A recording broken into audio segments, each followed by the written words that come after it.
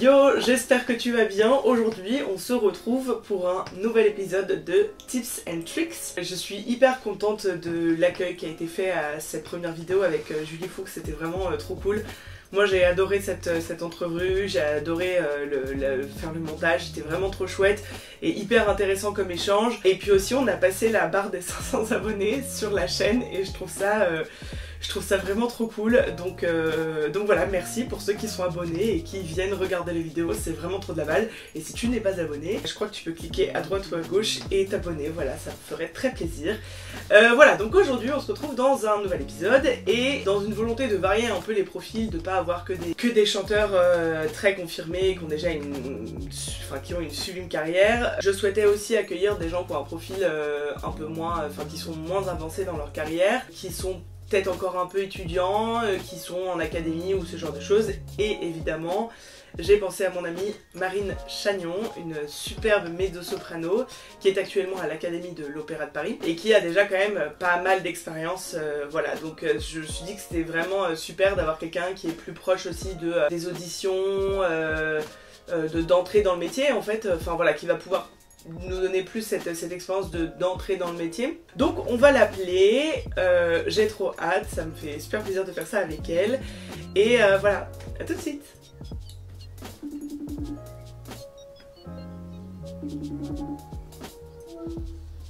Coucou. Coucou. Comment ça va? Ça va et toi? Écoute, on fait aller, hein, on a réussi à se caler, il était temps. On a eu quelques misères en effet. Voilà, c'est ça, les aléas de la vie en 2022. Mais bon, là, tout est bon, tout est calé, tout enregistre, c'est nickel. Comment tu vas? Eh ben écoute, ça va, avec mon petit Covid. Ah oui, c'est ça, c'est parce que du coup, t'as été testée positive et ça te fait louper des trucs, là? Ouais, bah du coup, je rate le gala avec l'Orchestre de l'Opéra de Paris à l'Opéra Garnier jeudi prochain. C'est pas grand chose, c'est pas très grave. Non, bah non, c'était juste mes débuts dans cette maison incroyable. Voilà, c'est comme ça, c'est la vie, hein. On accepte, on accueille, on fait une petite méditation.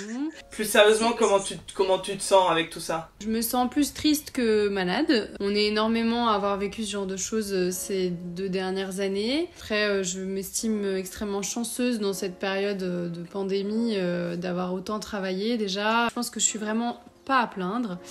Même si c'est sûr que dans un monde idéal, j'aurais préféré faire ce concert où en plus je m'étais mise un sacré challenge. Je devais chanter Sesto, Parto.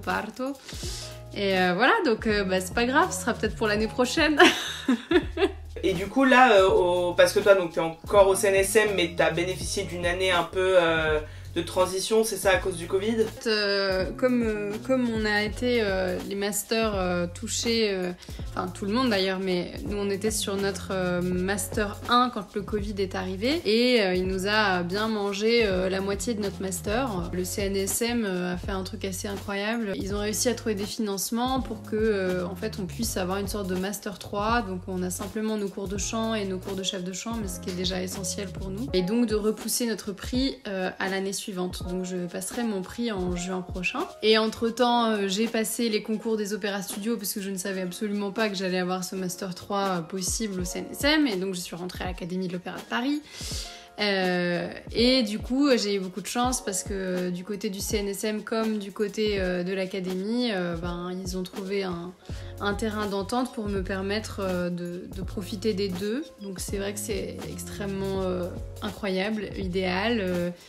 Voilà, j'ai beaucoup de chance. On a 2 options dans ce genre de période, soit de voir la chose négativement, soit positivement. Et je suis persuadée qu'on a toujours une façon de trouver du positif quelque part. Tout le monde a eu des choses tristes, des choses compliquées à gérer en tant que chanteur qui débute. Mais je pense aussi que on a tous été confrontés à la solitude, à devoir apprendre à travailler tout seul. Et moi, c'est quelque chose que je ne savais absolument pas faire avant le Covid. Je suis assez d'accord avec toi. J'ai découvert que je pouvais travailler seule et qu'en fait je savais le faire. Pendant le Covid ou pendant le premier confinement où les cours étaient en visio, parce que moi c'était ma dernière année d'études aussi, de façon assez inattendue, j'ai progressé alors que finalement j'étais très seule et du coup j'en ai appris sur moi. Donc bon, c'est toujours, ça fait un peu beau discours de dire oui, il y a toujours du positif dans le négatif, etc. Mais mine de rien, là j'ai toi aussi apparemment, genre trouver une alternative et découvrir un truc, tu vois, sur moi que je pensais pas, enfin que je pensais peut-être découvrir plus tard, tu vois. Donc au final, c'est vrai que c'était... T'as raison de dire que tout comme il n'y avait pas de bon confinement ou de mauvais confinement, et voilà, je sais que ça énerve beaucoup de gens, ce discours qu'on a beaucoup en ce moment de dire ça m'a apporté des choses. On va pas s'en vouloir d'avoir trouvé du positif dans cette période. Fondamentalement, ça aura fait du mal au milieu, ça aura fait du mal aux maisons d'opéra, aux finances de tout ça. Ça aura peut-être fait du mal aussi à l'image que les gens ont des intermittents, parce que moi j'entends beaucoup de gens trouver ça fou qu'on ait été à ce point indemnisé pendant toute cette période sans rien faire. Parce que les gens, ils voient que la partie immergée. Non, submergée. Ils voient que la partie submergée de l'iceberg, et nous, on sait tout le travail que ça peut demander derrière pour préparer des auditions, pour avancer, pour travailler sa voix, etc. Et les gens ne se rendent pas forcément compte... Je sais pas, un truc trop con, l'autre fois j'étais chez le coiffeur et la meuf, je lui dis que je suis chanteuse lyrique, elle dit ah ouais, donc du coup tu chantes sur scène et tout, donc je lui explique, et elle me dit ah bah c'est tranquille, du coup il y a que les soirs où tu chantes et tu te prépares un peu avant. Je dis ah non, tu savais tout ce qu'il y a. Tout... Et si seulement.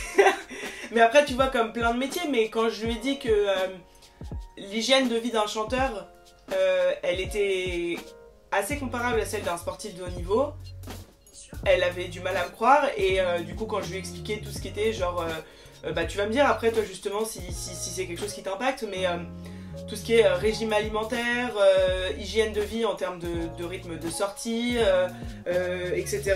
On est obligé de faire attention à ce qu'on mange en fait, pour pas se taper des reflux de l'enfer, tu vois, surtout si tu chantes après, si t'as une audition, etc. Justement, comment toi t'adaptes tout ça dans ton rythme de vie C'est un vaste sujet pour ma part. J'ai pas envie de mélanger ça avec la pandémie, parce que je pense que la pandémie a fait que tout le monde portait des masques et donc beaucoup moins de virus ont circulé.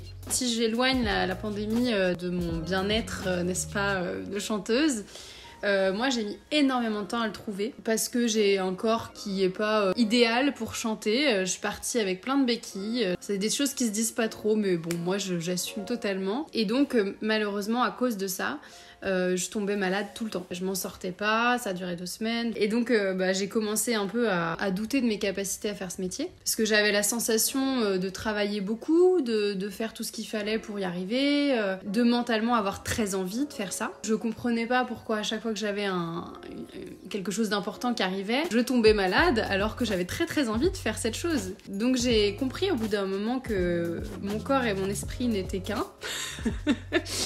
Et que même si j'avais quelques petites faiblesses physiques, en fait le problème était certainement ailleurs. Et il y a 3-4 ans, j'ai commencé un peu à me dire ok, est-ce que vraiment au lieu de m'acharner sur ma santé, c'est-à-dire faire hyper attention à tout ce que je mangeais, je me suis dit peut-être il faut travailler sur mon mental plus que sur mon physique. Même si tout ce travail mental a été accompagné aussi d'un travail physique annexe au chant. J'ai rencontré un ostéopathe qui a littéralement changé ma vie parce que il a commencé à travailler sur mon corps, mais à rien à voir avec ma voix ou mon diaphragme d'ailleurs, à travailler sur d'autres choses, mais vraiment comme un travail technique qu'on doit faire tous les jours.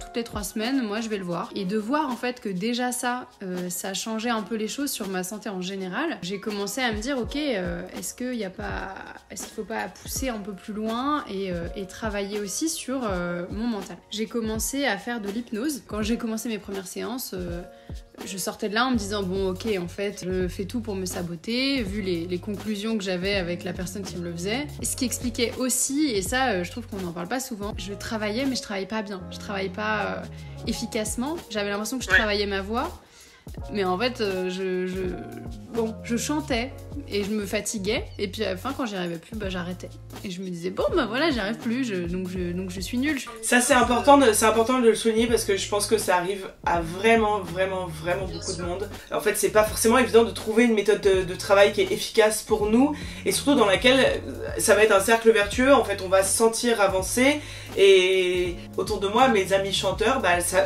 ça vient quand même assez tard dans le process, tu vois, de l'apprentissage du chant en fait. Hyper tard. Moi, ça fait 10 ans on va dire 10 ans que je fais ça pour devenir professionnelle. Ça fait 7 ans que je commence à vraiment connaître mon instrument. Et c'est complètement dingue, en fait, quand tu y penses. Mais d'un autre côté, c'est tout le process des 7 ans qui a fait que là, j'y suis arrivée. Et je pense que j'ai eu de la chance aussi de rencontrer les bonnes personnes autour de ces années-là qui m'ont permis de comprendre comment moi je pouvais travailler. Parce qu'en fait, ça c'est un truc qu'il faut dire aux jeunes chanteurs énormément, c'est que on vous dit de travailler, mais ça veut dire quoi travailler? Ça veut dire faire sa technique tous les jours de la même façon, mais si on la fait mal, si on l'a mal comprise, est-ce que c'est pas pire que de se taire?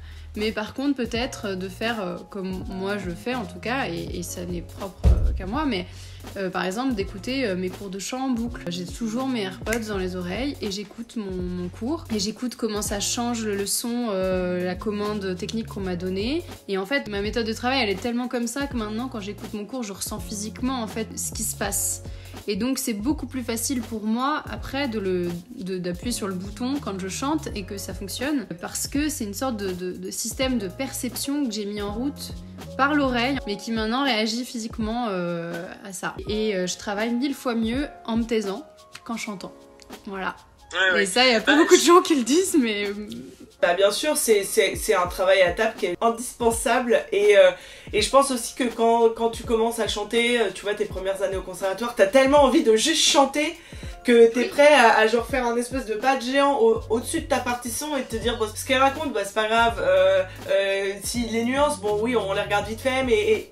Et pas te concentrer sur finalement ce qui t'est demandé parce que t'as envie d'avancer vite, etc. Parce que bah je pense que maintenant c'est peut-être encore pire entre guillemets, sans faire l'ancienne tu vois, mais qu'il y a 10-12 ans quand j'ai commencé le chant, le fait qu'il y a peut-être une plus grande pression aujourd'hui, un désir de jeunisme aussi entre guillemets de la part peut-être du milieu ou ce genre de choses, ça pousse aussi à aller dans ce sens-là. Cette histoire de jeunisme, tu vois, dans les limites d'âge qui sont imposées aujourd'hui quoi. Alors que toutes les voix n'ont pas besoin du même temps, quoi. C'est une évidence que on mélange tout, en fait. On mélange devoir réussir tôt et vite. C'est totalement à l'inverse du process du chanteur qui, justement, doit être dans le calme, libéré déjà de tous ces stress de réussite, puisque les années où j'ai cru qu'il fallait que je réussisse, c'est les années où j'ai le moins bien travaillé. Et puis c'est les années où je me suis foutu la paix, où je me suis dit, bon... Bah voilà, ça marche mieux pour certains, pas moins bien pour d'autres. Moi, je suis là, je fais ce que je peux et c'est ok en fait. Chanter, ça devrait être la cerise sur le gâteau. Notre travail à nous, c'est de construire notre corps. Alors, quel qu'il soit, il y a des gens, ils ouvrent la bouche à 16 ans, j'en connais plein que j'aime très fort d'ailleurs, on les connaît tous, qui chantent super bien, et puis c'est naturel pour eux, et tant mieux, et c'est génial, et quel bonheur de les entendre. Mais on n'est pas tous comme ça. Je me dis, bah voilà, si là ma carrière commence, et qu'en effet on me confie des rôles, et que je vais pouvoir chanter, c'est la cerise sur le gâteau aujourd'hui de tout le travail que j'ai fait physique, de construction, avec des kinés, avec des posturaux, avec des ostéos, pour vraiment comprendre comment mon corps fonctionne et ensuite lui permettre d'apprendre à respirer au mieux pour soutenir ma voix. C'est comme quand on va faire des concours et des auditions, t'as vécu ça toi aussi, où pendant les 20 minutes avant de passer, t'entends la soprane qui a chanté 15 fois Traviata et tu te dis mais pourquoi ? Et en fait, c'est dur de faire confiance. Moi, je me souviens qu'on me disait « Chante pas, t'as pas besoin de hurler pendant 20 minutes avant d'aller chanter. » Et qu'en fait, quand t'entends tout le monde autour le faire, mais tu le fais, évidemment. Je pense qu'il y a un aspect psychologique, c'est à ça que je l'ai attribué. J'ai passé une audition au mois de juin et il y avait une salle de chauffe qui était... Enfin, la porte était ouverte sur la salle d'attente où on attendait tous, tu vois. Et il y avait des nénettes qui allaient comme ça et je me disais mais c'est de l'intimidation, je ne tomberai pas dans votre piège, je ne vais pas me laisser intimider, ok, je me suis chauffée chez moi, c'est mort, je vais pas y aller parce que je voulais pas rentrer dans ce truc, tu vois ce que je veux dire? Ouais, absolument. Et puis il y a, alors c'est de l'intimidation peut-être même pas consciente, si ça se trouve. Ouais, bien sûr. Pendant des années, il y a des gens qui ont trouvé que j'étais une meuf pas sympa parce qu'en fait, je parlais pas aux gens avant de passer. Et en fait, je me disais, c'est fou parce que moi, la seule chose que j'essayais de faire, c'est de pas paniquer et de rester dans ma bulle et de gêner personne, tu vois. Si juste on avait conscience que on est tous dans une situation de fragilité en audition où en fait, on va aller chanter devant des gens pour qu'ils nous disent si oui ou non on est suffisamment bon et on leur a suffisamment plu pour qu'ils nous confient du travail. Donc évidemment, on n'est pas bien. Mais tu mets plein de gens pas bien dans une même pièce, un vent de négativité, de trucs pas bons, y a des choses pour les gens très stressés. Moi, je suis quelqu'un d'extrêmement stressé. J'ai travaillé avec quelqu'un psychologiquement mon concours de l'académie. Quand j'ai appris que j'étais en finale, j'ai senti que la pression elle était beaucoup trop grande pour moi, je n'allais pas gérer. Je pense qu'il y a beaucoup de chanteurs aussi, de jeunes chanteurs qui arrivent pas trop à admettre. C'est pas une faiblesse que de savoir qu'on a besoin d'aide. C'est une grande force. C'est une immense force de se dire ok, en fait, moi je suis là, je suis comme ça, je fais de mon mieux, mais il y a des moments où on a besoin d'aide. Moi j'ai su qu'à ce moment-là j'avais besoin d'aide et donc je travaille aussi avec quelqu'un qui fait de l'EMDR. Je sais que tu connais, c'est un travail sur les yeux qui régule en fait, pour être très basique, le cerveau gauche et le cerveau droit et donc qui calme l'émotionnel et qui reconcrétise les choses et donc on se sent apaisé et ça permet de traiter des choses qui sont pas gérables parce que trop d'émotionnel. Et j'ai fait une séance la veille au soir avec la personne avec qui je travaille. Et le lendemain, je me suis sentie super bien, avec une bonne pression. J'étais stressée évidemment, mais pas le stress qui fait qu'on fait n'importe quoi. Ce jour-là m'a montré que maintenant, évidemment, quand j'ai de grandes échéances, je travaillerai mon mental avec quelqu'un. Tout comme j'ai travaillé mon morceau avec ma prof de chant et mes coachs, et tout comme je dois travailler mon corps pour qu'il continue à être bien et solide pour recevoir mon chant, c'est tout. Ouais, mais ça je pense que c'est pareil, c'est l'importance de la préparation psychologique et du travail en fait sur le long terme psychologique.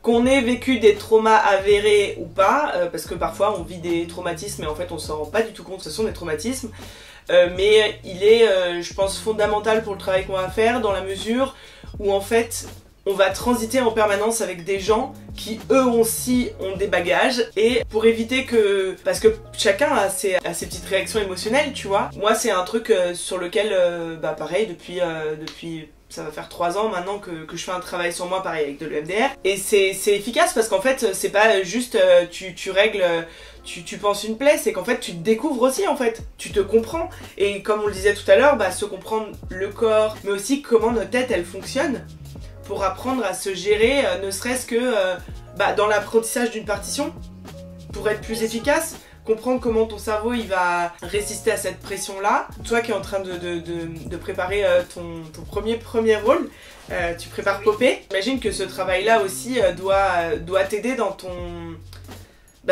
mécanisme de travail. Oui, oui, mais en fait ce qui est génial c'est que contrairement à la technique, enfin même si la technique aussi, on ajoute des paliers en redescend jamais à zéro si jamais pendant une semaine on travaille pas, heureusement. Le travail mental, ça reste une construction qu'on se fait pour la vie. Typiquement, alors j'espère que tout se passera bien, mais je suis bien moins stressée pour Popée que pour mon pas de Joe que j'ai fait dans Rigoletto où je chantais 20 secondes il y a 4 mois. J'ai travaillé avec mon thérapeute sur comment je vais vivre ce moment, comment je vais accepter d'avoir autant de pression parce que c'est un rôle qui est très long, c'est un rôle qui est très exigeant. Moi c'était un rêve parce que c'est très rare de donner ce rôle à des mezzos en plus, donc vraiment c'était sur le papier pas le rêve le plus réalisable de la Terre. mais voilà, ça a lieu, donc c'est cool. Et comment j'ai préparé Popée? J'ai tout simplement pris beaucoup de temps déjà sur le texte parce que Monteverdi, ce qui est le plus exigeant, je pense, c'est vraiment l'importance du texte et de quel mot choisir dans tous ces récits. Moi j'ai pas d'air, par exemple dans Popée il n'y a pas d'air. Et puis là on a fait les premières musicales avec le chef, donc on a un peu vu ce que lui voulait, qui est encore un peu plus particulier que le travail que j'avais fait, donc c'est super intéressant.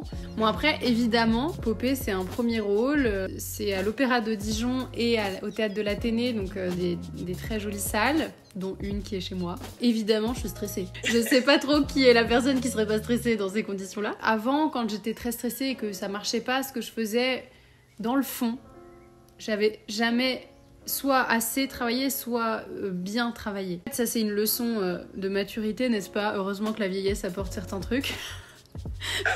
J'entends ça depuis 10 ans. Voilà, il y a que depuis 1 an que j'avoue, c'est vrai. En tout cas, c'est évident que avant ma première, je vais aller travailler psychologiquement, voilà, avec mon coach. Je vais faire de la visualisation. Ça peut se faire avec des hypnothérapeutes, mais ça peut se faire tout seul aussi, de simplement s'allonger, fermer les yeux, se connecter à soi, donc un peu dans un état méditatif, de respiration calme, etc. Et de se représenter dans l'endroit où on va vivre le moment. Et donc en fait, si on connaît l'espace, la salle, bah, c'est génial parce qu'en fait on peut tromper le cerveau. Le cerveau, si on lui dit que ça va bien se passer et que on lui fait vivre quelque chose qui s'est bien passé, et ben il va être persuadé qu'il l'a déjà vécu vraiment. Et donc en fait c'est génial ça de faire de la visualisation avant les auditions parce que voilà, on s'imagine les gens qui seront présents, on se voit donc rentrer dans l'endroit, s'installer, respirer, regarder son pianiste, puis commencer à chanter. Et en fait, de connecter une émotion positive à ce moment. Donc te voir chanter, je sais pas ce que tu travailles en ce moment, Charlotte, mais de te voir le chanter en étant connecté à toi, en vivant un moment émotionnel vrai, et en ayant surtout rien à foutre de ce qu'on pense de toi, ton cerveau il imprime ça en fait. Il y a 1000 chances que quand tu vas faire ton audition le lendemain ou une heure après, ça se passe très bien parce que bah, ton corps il aura déjà vécu ça une fois. Je connaissais pas du tout. Et je voulais te poser une question par rapport à quelque chose qui est à 100% dans notre vie aujourd'hui. Et j'ai la sensation que ça arrive à vraiment à grands pas dans la musique classique, c'est la présence des réseaux sociaux.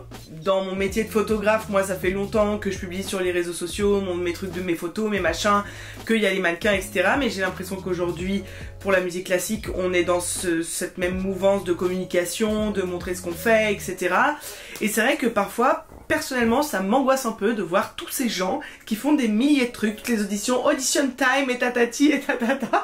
Et toi, t'es chez toi en train de bosser ton truc pour ton audition qui est dans 2 mois et tu te dis bordel oh voilà, mais tous ces gens ils font tellement de trucs et moi je suis tellement nulle à côté d'eux, alors qu'en fait c'est pas forcément ça, c'est juste que bah chacun a sa life, tu vois. Enfin, pour revenir à la question que je vais te poser, est-ce que toi t'as ce sentiment là par rapport aux réseaux sociaux? Est-ce que c'est un vecteur un peu d'angoisse pour toi? Comment tu fais pour t'en détacher? C'est une réalité que les réseaux sociaux sont rentrés dans le monde de la musique classique fois 1000. Nous à l'académie on a carrément une formation sur les réseaux sociaux, sur comment les gérer, lesquels, pour quel type de public, à quel moment. Ok, donc c'est bien réel. C'est bien réel, je vous le confirme. J'ai trouvé ça super intéressant cette conférence qu'on a eue parce qu'en fait ça pose des vraies questions. Qu'est-ce qu'on a envie nous de montrer de notre vie? Est-ce que parce que je suis chanteuse je dois montrer un bout de ma vie tout le temps ou pas? En fait la vraie question c'est la légitimité de faire ça, c'est-à-dire que je me souviens plus si t'as posé cette question à Julie, mais Julie elle est très très forte sur les réseaux sociaux parce que je trouve qu'elle a trouvé son truc à elle. Et c'est un plaisir en fait de voir ça. Mais nous, jeunes chanteurs qui débutons, franchement, honnêtement, moi, sans cesse, je me dis mais qu'est-ce qu'on en a à carrer de ce que je fais? Mais c'est vrai que ça fait longtemps, pour le coup, moi j'ai fait ça avant que ça devienne vraiment indispensable. J'ai commencé très tôt quand j'étais au CNSM à publier beaucoup, à dire ce que je faisais. Quand j'avais des concerts, à toujours les mettre. Après, c'est vrai que moi aujourd'hui, je suis un peu paumée par rapport à ça parce que on me dit qu'il faut en faire. J'essaye d'en faire. En même temps, bah, j'ai envie de cultiver ce que je suis au plus profond de moi-même, qui n'est pas une chanteuse, mais qui est Marine avec plein d'autres choses dans sa vie. Et du coup, si je dois communiquer, j'ai du mal à me dire que je communique que en tant que chanteuse. Et pourtant, c'est un peu ce qu'on nous conseille, c'est-à-dire de vraiment axer sur notre profession parce que c'est ça que les gens aiment, etc. Et moi, je sais pas trop si c'est ça que les gens aiment parce que je pense que ce qu'on aime chez un artiste, c'est surtout ce qui le nourrit et ce qui nous nourrit, c'est pas forcément que la musique. Je suis assez d'accord avec toi. J'avais eu, dans le cas de la photographie, avant j'avais que mon compte Instagram de photographe et puis ensuite, vu que la musique ça a pris plus de place, j'ai créé autre chose parce que j'avais rencontré un agent de photographe qui était intéressé par mon travail et qui m'avait dit il faut pas que tu mélanges les deux parce qu'en fait sinon on va être perdu sur ce que tu es. Et j'étais là genre mais en fait je suis les deux, la photo et la musique ça c'est mes deux métiers en fait et j'ai le droit d'avoir deux métiers, tu vois. Et donc on m'avait conseillé de dissocier les deux.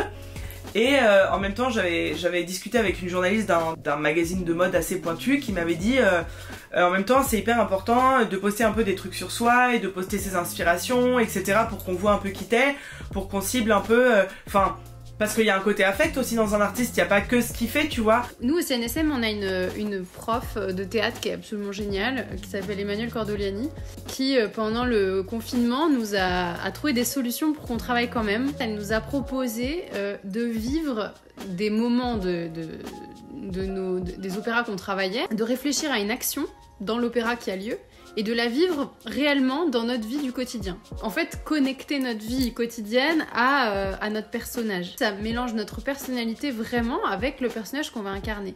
Et en fait, si tu fais un parallèle de ça avec les réseaux sociaux, tu te dis, il faut dissocier la personne que tu es et ne montrer que la chanteuse pour que les gens commencent à te suivre. Et après, on te dit, mais par contre, quand tu seras célèbre, tu pourras faire tout ce que tu veux, on s'en fout. Mais c'est au début où il faut pas.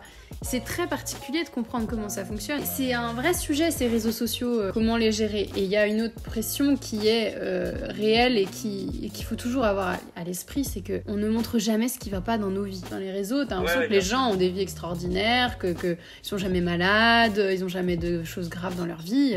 C'est pour ça que ça m'intéressait aussi quand j'ai commencé cette chaîne YouTube, c'était de montrer que la galère que c'est d'essayer de poser ses fesses sur le banc, tu vois, pour arriver à faire ça, et qu'il y a plein de joie, faire des concerts, réussir une audition, et qu'il y a aussi plein de déceptions et dont on parle pas parce que peut-être que c'est mal vu, peut-être que aussi c'est avouer qu'on a une faiblesse, de montrer que on a raté quelque chose. Il faudrait commencer quand un élève arrive à 18 ans, dit moi je veux être professionnel artiste lyrique. Il faut commencer par lui dire ok, le process c'est de rater. C'est normal, en fait on va rater 1000 auditions, ou en tout cas on ne va pas obtenir une réponse positive de 1000 auditions pour en réussir une, et c'est le process. Et c'est quand même particulier comme façon de se construire, enfin je veux dire, c'est lourd quoi. En termes de confiance en soi et de légitimité, etc., c'est quand même quelque chose qui est pas évident à gérer quoi. Et t'as raison, moi je trouve ça génial que tu parles de tout ça, parce qu'il y a un énorme tabou, vraiment, enfin... Je comprends pas pourquoi on n'a pas le droit de dire dans ce milieu que c'est hyper dur d'avoir confiance en soi et d'aller bien quand on passe son temps à se prendre des murs alors qu'on travaille. Ça me tient à cœur de dire ces choses-là et de dire que c'est difficile, que non, tout le monde n'y arrivera pas parce qu'il n'y a pas assez de place pour tout le monde. Et puis ça veut dire quoi d'y arriver aussi, parce que en fait on commence et on rêve du bête. Puis en fait, plus on avance, plus on se dit bon, si j'arrive là, déjà, je serais content. Moi, je sais très bien que c'est pas pour moi les carrières au Met ou je sais pas où. Et alors, je sais très bien que tous les gens qui vont regarder ça vont se dire bah oui, mais elle chante à l'Académie de l'Opéra de Paris. Mais en fait, ça n'a pas de rapport. C'est-à-dire que oui, j'ai une chance incroyable d'être là pour la formation, pour les expériences et tout ça, mais moi, ce que je cherche à faire, c'est à être au plus haut niveau de ce que je peux avoir pour être avec des artistes qui m'intéressent, des metteurs en scène, des chefs d'orchestre, des orchestres, des artistes lyriques. C'est ça mon but à moi. Et si il faut que je chante, pardon pour la Creuse, mais dans la Creuse pour faire ça, et bah tant mieux en fait, ce sera trop bien et je serai une artiste épanouie plutôt que... Honnêtement, je pense qu'on est beaucoup, et moi j'ai fait partie de ces gens-là il y a quelques années, à croire que réussir c'était forcément...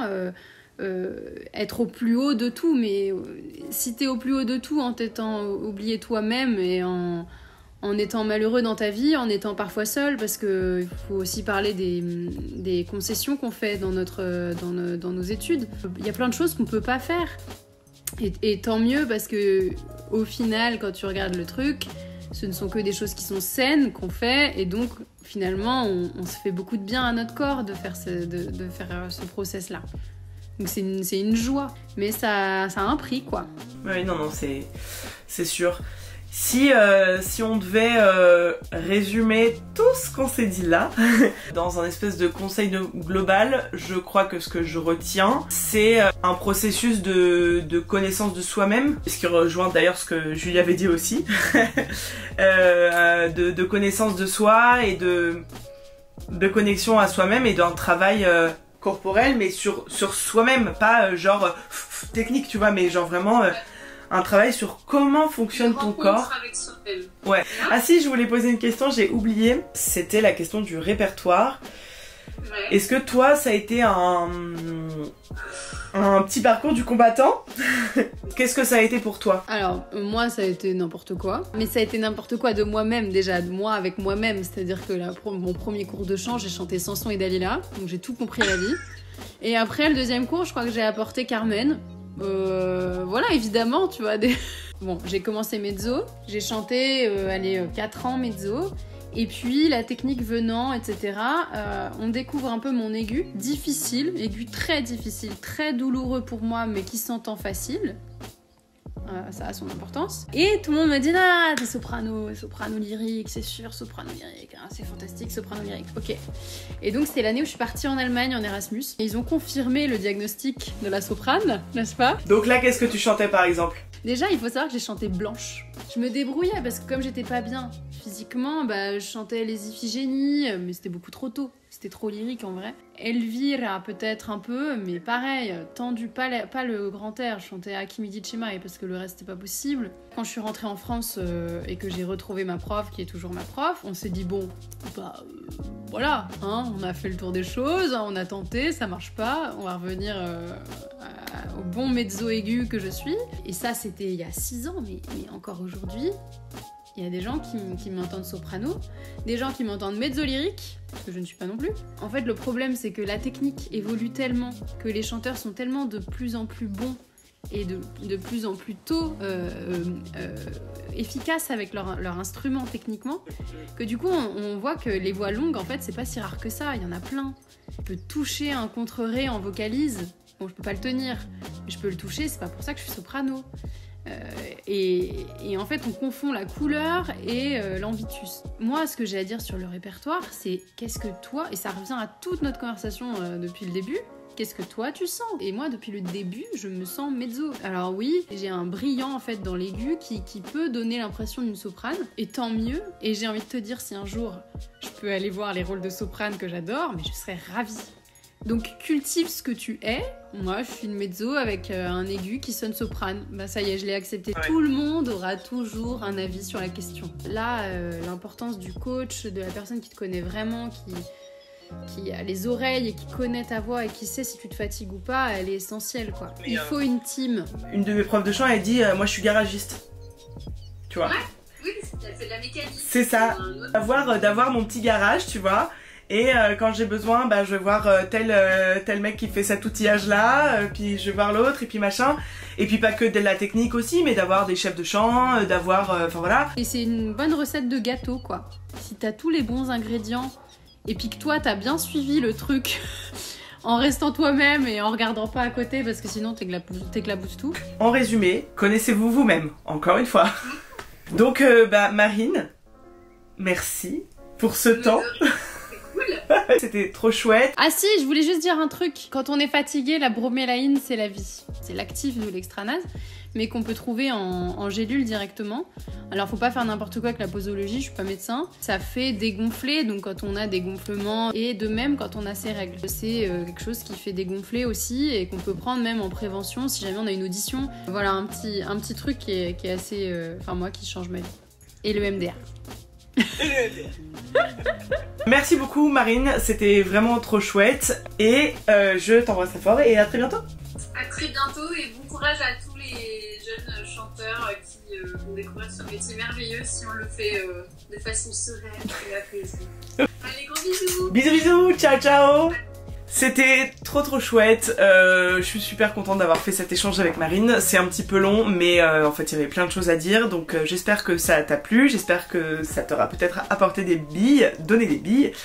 Et viens me rejoindre sur Instagram, n'oublie pas de t'abonner à la chaîne pour voir les prochaines vidéos.